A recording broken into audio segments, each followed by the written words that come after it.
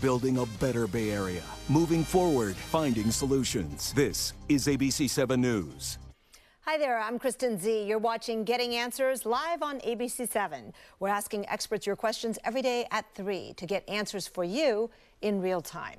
Today, San Francisco Mayor London Breed will join us in our next segment to talk about controversial issues in her city, the mask mandate ending today, drug use at the new Linkage Center, and the special election today to recall school board members.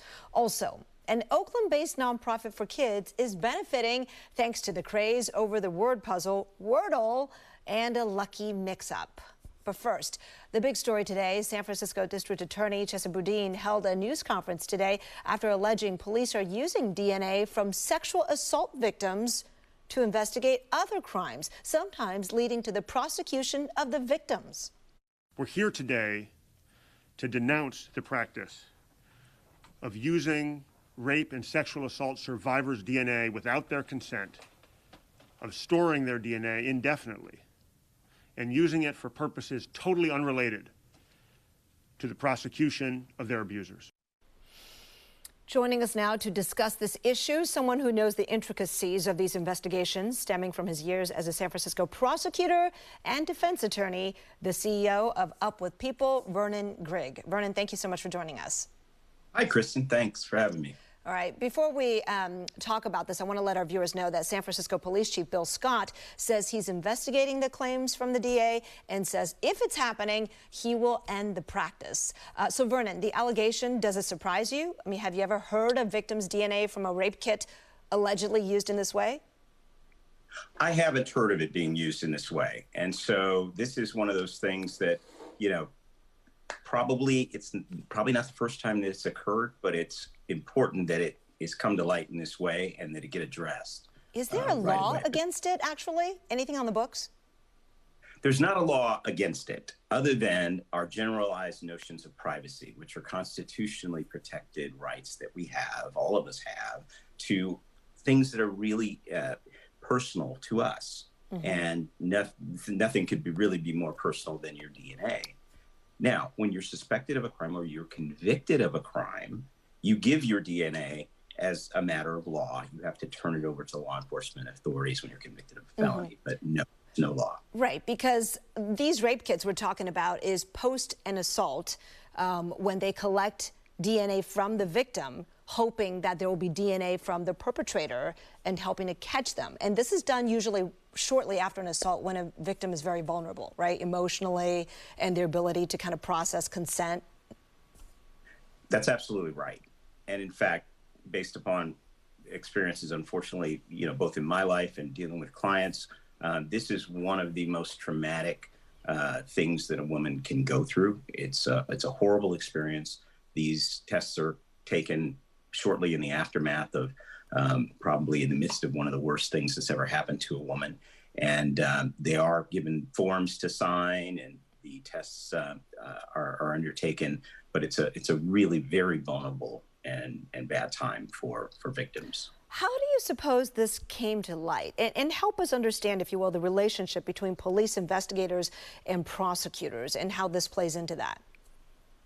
Well, the public may see discord or disagreement between the department heads and the two departments. But on a day-to-day basis, the rank and file, people doing the actual work, the prosecutors and the police officers and the investigators and detectives, they work very closely together on a daily basis. And so there's a lot of communication that goes back and forth. Many of these folks are part of the same community, sometimes even part of the same family sometimes. But and so they do talk a lot. And so no doubt in this instance, either by the DA wanted to get to the bottom of understand fully his or her case and began digging, or as part of just conversation, it came up that, well, how did you identify this suspect, and how did this even come about? And it was probably just shared that, you know, it was a DNA hit, and you know, and that's when it came to light as being something really troubling that needs to be addressed. So if the DNA cannot be used in a trial in this way, what is the good of it, I guess? What is the purpose of this, police telling the prosecutor that, hey, the DNA points in the direction of this particular person, that DNA that we got from a rape kit? So I think it's important for people to understand that there's two phases to a criminal prosecution. First, there's the investigation. Was a crime committed? And if so, who committed it? And then there's the process, almost like in Law and Order. After that's been identified, the case goes to court, and proving the case becomes the objective. And so in the initial phases, it may be the case that in an instance, there's a piece of evidence that, maybe would not actually be admissible in court, like a confession, let's say, that's conducted improperly and that the court would throw out. But the fact that you have that confession, if used, it can really move the prosecution forward, because it does confirm that, well, I think this is the right person. And since most of these cases resolve by plea bargain in the first place, you have to bear that in mind, the overwhelming majority of them. Once a person's charged and confronted with this evidence, they may well just plead guilty to it. And so it's not always the case that, it's only the evidence that appears at trial that is used to make a case. And, here it may be that this was used to identify this person, and then other evidence is developed that would be used if the case were to be prosecuted. But it's really important to know that that this kind of thing needs to be addressed as whether or not it's something society should allow. But help us understand, once a rape kit DNA has been collected, where does it go? Like, talk to us about the DNA, which database it gets into, and whether they separate the victim's DNA from the potential suspects or perpetrators' DNA. Yes, and this is something that's been evolving because it's a new technology. But what happens is there's DNA taken from the victim at the time of the incident, and other DNA that will include the victim's DNA. Let's say I have a jewelry store and somebody came in and stole jewelry out of the case. Okay, the police would come in and they would, let's say, obtain DNA, but they'd also want to know, what's my DNA look like?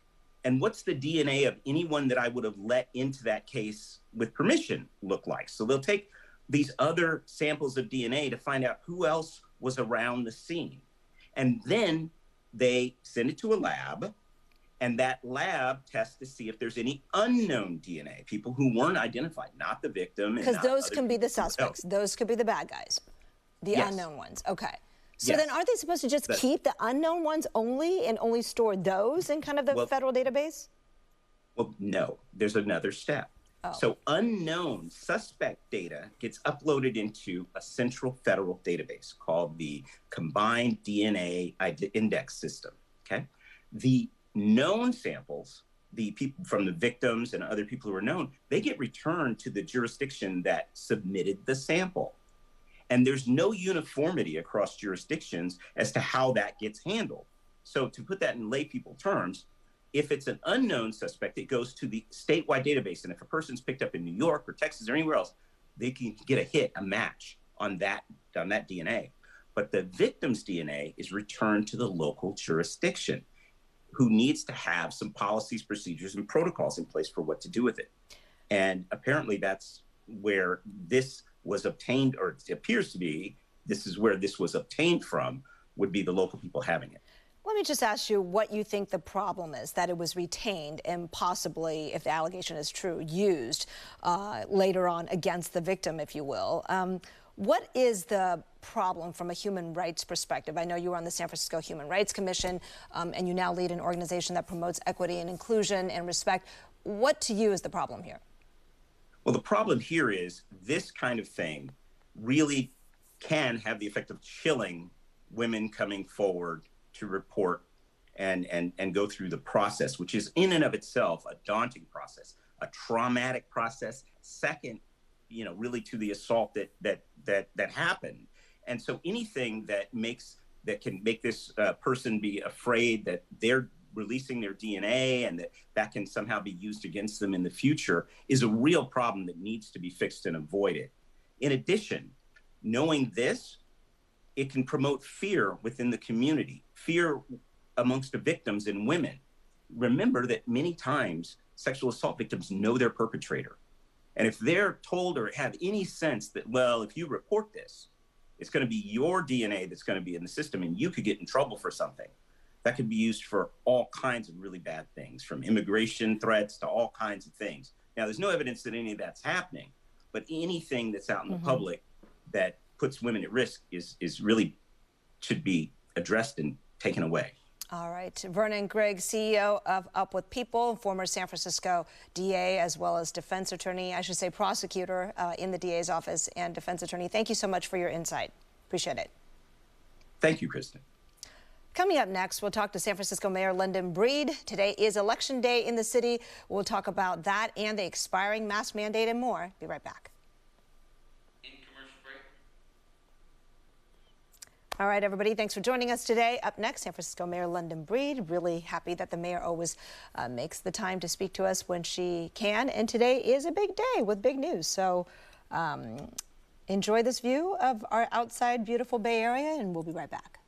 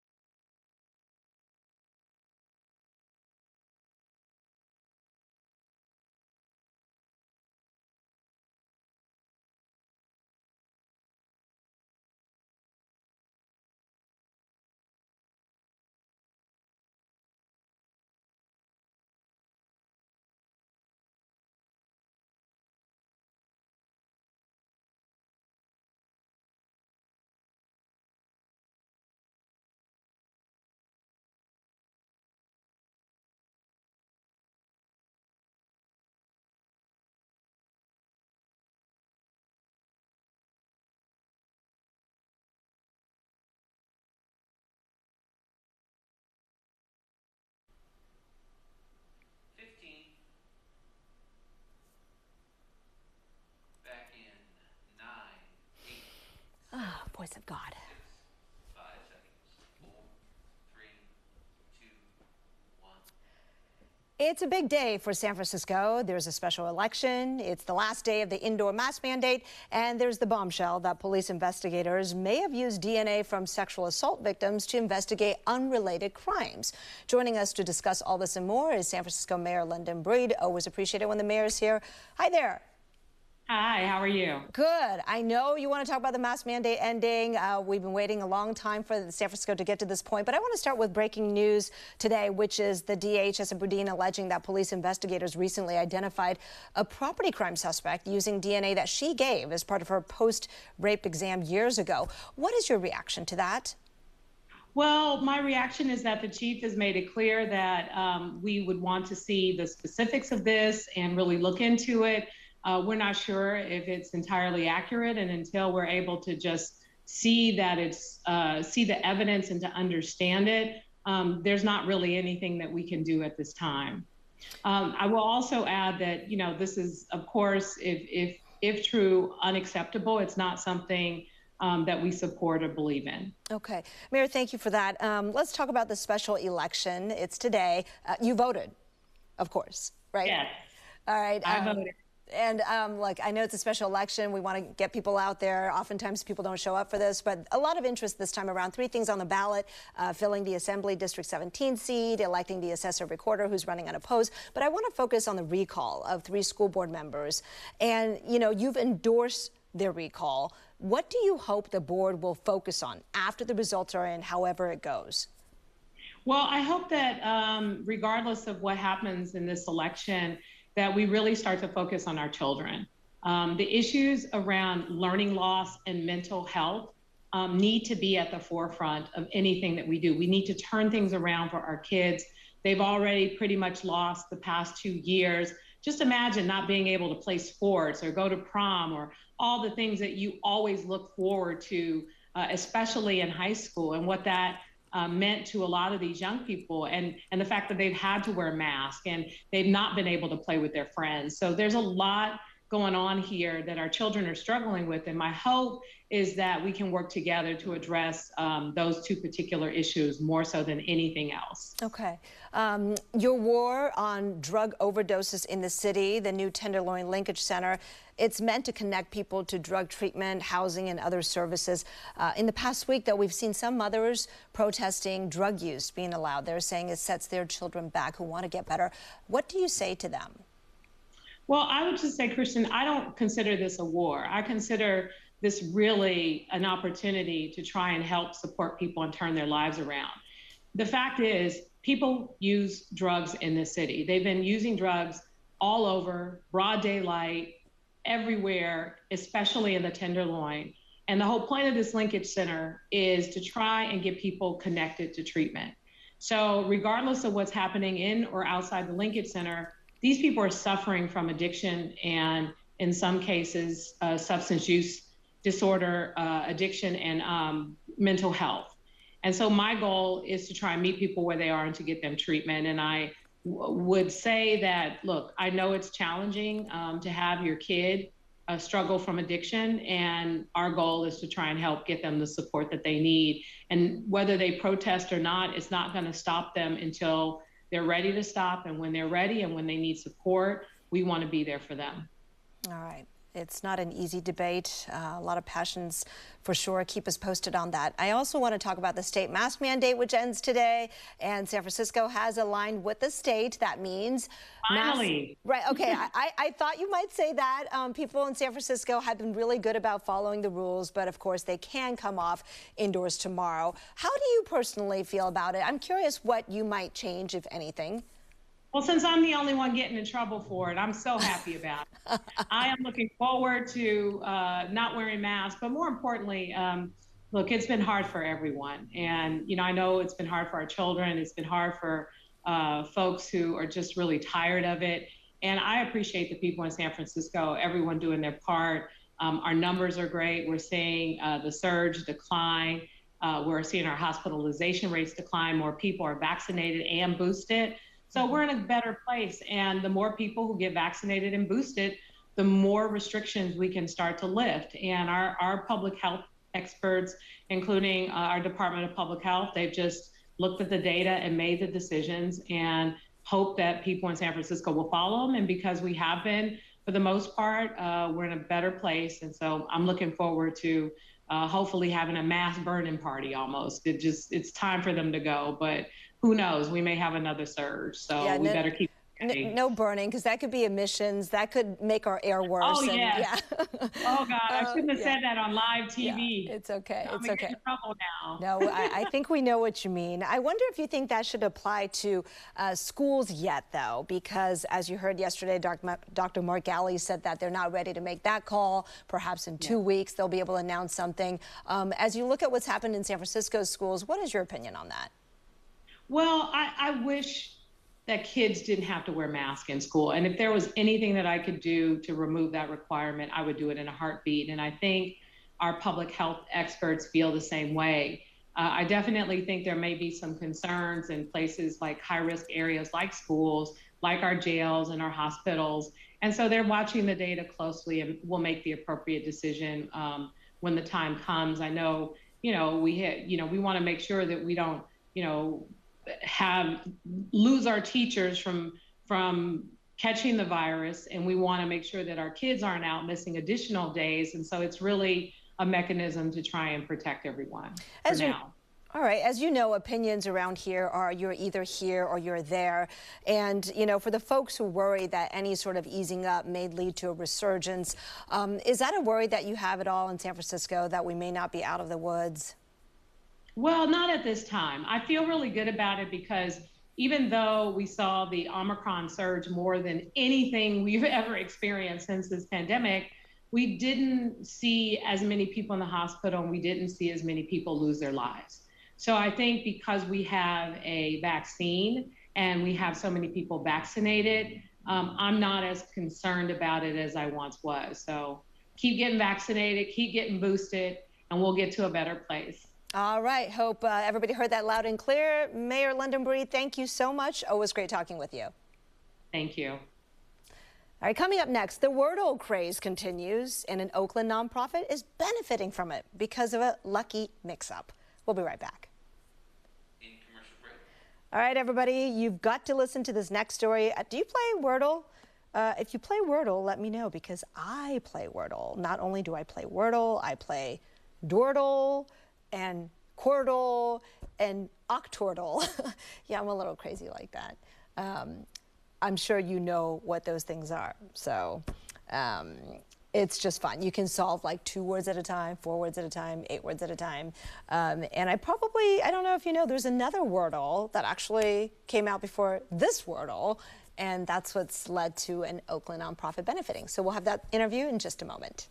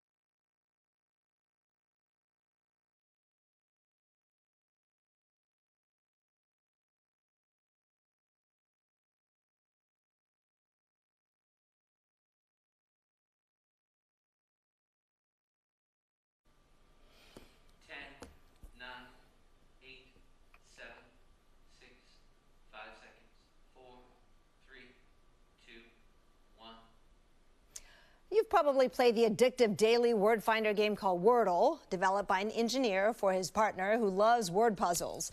It quickly gained millions of users, and its popularity has led to a 7-figure sale to the New York Times. It's also led to a windfall for a different app with the same name. And as a result, children in Oakland are benefiting. It's quite the story. And here to tell it are Stephen Carvata, creator of a different Wordle game, and Tylisha Hooker, executive director of the nonprofit Boost. Stephen and Tylisha, thanks for joining us today. I love the story. Hey, thank you so much for having us. Oh, yeah, of course. I love it. Stephen, I'll start with you. You created a different Wordle. We'll call it OG Wordle, I guess, 5 years before Josh Wardle's Wordle. And we'll call that Wordle 2.0 before that was born. So tell us about your Wordle. Is it similar? It is kind of. So I built Wordle when I was 18, just for fun, really, to brush up on my coding skills.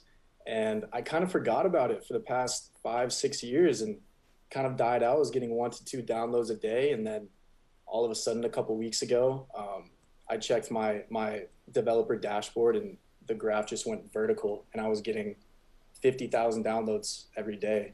From people who thought it was Wordle, like Josh Wardle's Wordle, right? So, like, did you make money off of that? I know you got a lot of downloads, but it's a free app, right? But I guess you have in-app purchases or something? Correct, yeah. So I was making a bit of money and, you know, obviously people were confused and this all happened because of Josh's game. So immediately when it happened, I reached out to Josh and I was like, hey man, I love your mission. I love how you're not profiting off your version of it quite yet, but I'd love to get together and see if we can donate the proceeds to make this odd situation something amazing. Okay, and that something amazing happened to Tylisha. Tylisha, tell us about when Stephen contacted you, like what he said, and why did they pick you? Yes, so thank you for that question. So actually, I found out about this via the New York or during the Times Magazine article.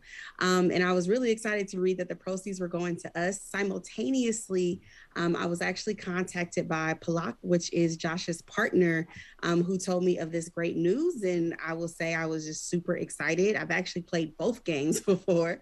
So I've been invested in this, and all of our students and families and tutors are all excited and downloading the game. So we're all very, very happy. Okay, so how much did you get in donation?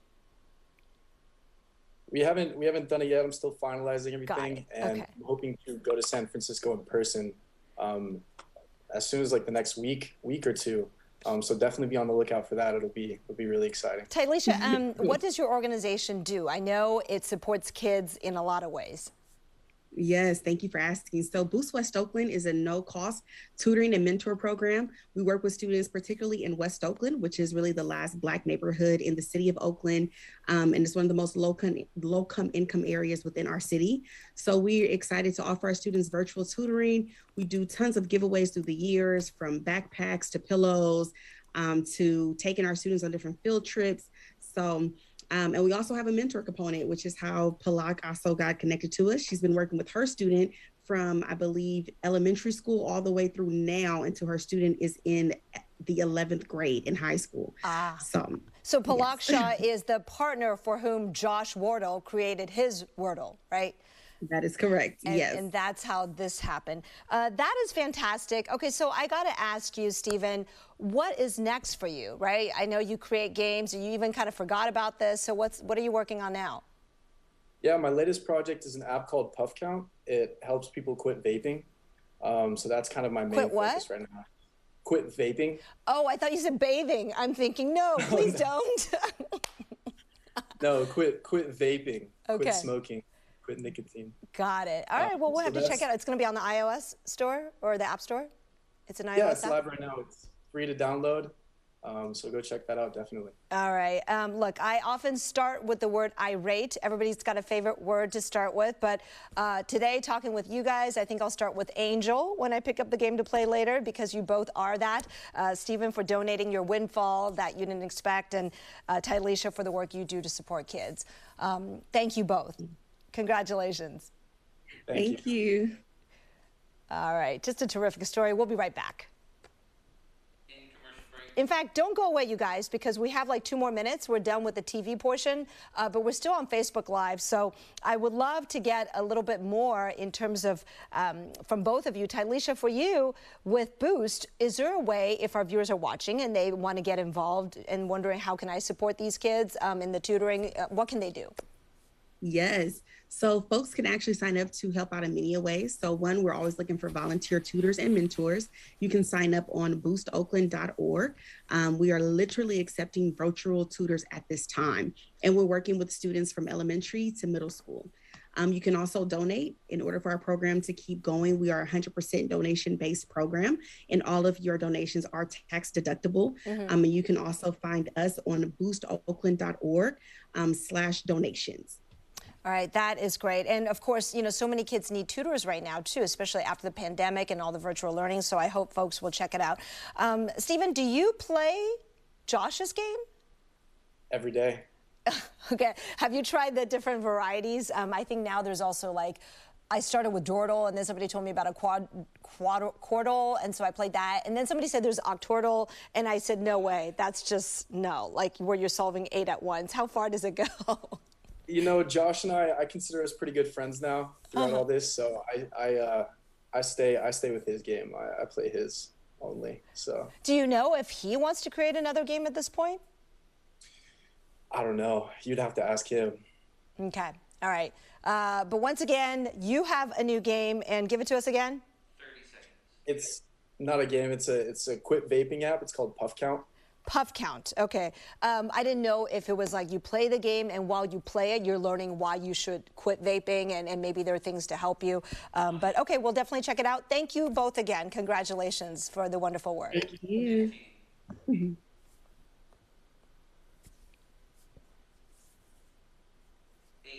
7, 6, 5 seconds. 4, 3, 2, 1. Thank you so much for joining us. Today we talked about the San Francisco DA's claim that police are using rape kit DNA to investigate other crimes. And we spoke with Mayor Lyndon Breed about tomorrow's lifting of the mask mandate, plus the feel-good story of how a Wordle mix-up has led to a donation to an Oakland nonprofit for kids. We'll be here every weekday at 3 on air and on live stream answering your questions. Bye-bye.